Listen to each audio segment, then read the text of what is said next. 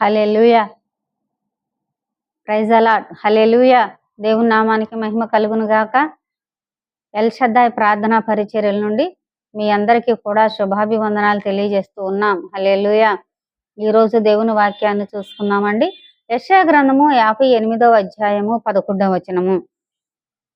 యెహోవా నిత్యము నిన్ను నడిపించును, క్షామకాలమున ఆయన నిన్ను తృప్తిపరిచి నీ ఎముకలను బలపరచును.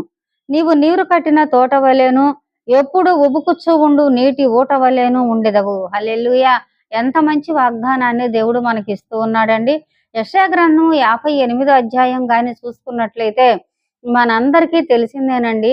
ఉపవాసం ఉండి దేవుని సన్నిధిలో ఎలాగూ ప్రార్థించాలి, ఏ విధమైనటువంటి ప్రార్థన దేవుని సన్నిధికి వెళుతుంది, ఎలాగూ ప్రార్థిస్తే, ఎలాగూ ఉపవాస ప్రార్థనలో మనం ఉంటే దేవుడు తన కార్యాలను మనకు అనుగ్రహిస్తాడనేటువంటి వివరణ అక్కడ రాయబడి ఉంది.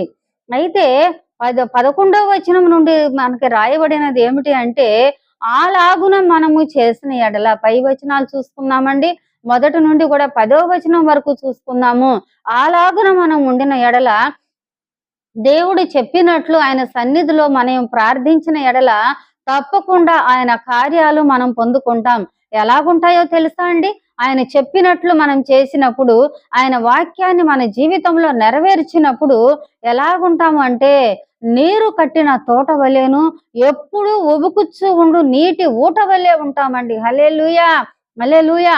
శ్రమలు వచ్చినప్పుడు, బాధలు వచ్చినప్పుడు మనం ఉపవాసం ఉంటాము, కన్నీరు గార్చి ప్రార్థన చేస్తాము.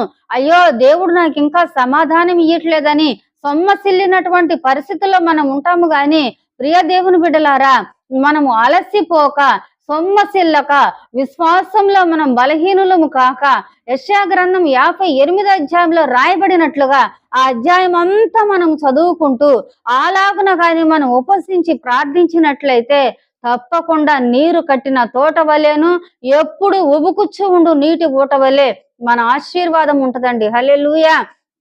హల్లెలూయా. ఆయన నిత్యము మనల్ని నడిపించేవాడై ఉన్నాడు. ఎన్నడూ మనల్ని విడిచిపెట్టేటువంటి దేవుడు కాదు.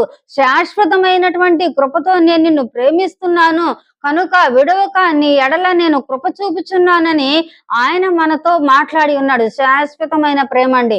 శాశ్వతమైన ప్రేమతో ప్రేమించి ఉన్నాడు. విడిచిపెట్టే ప్రేమ కాదు.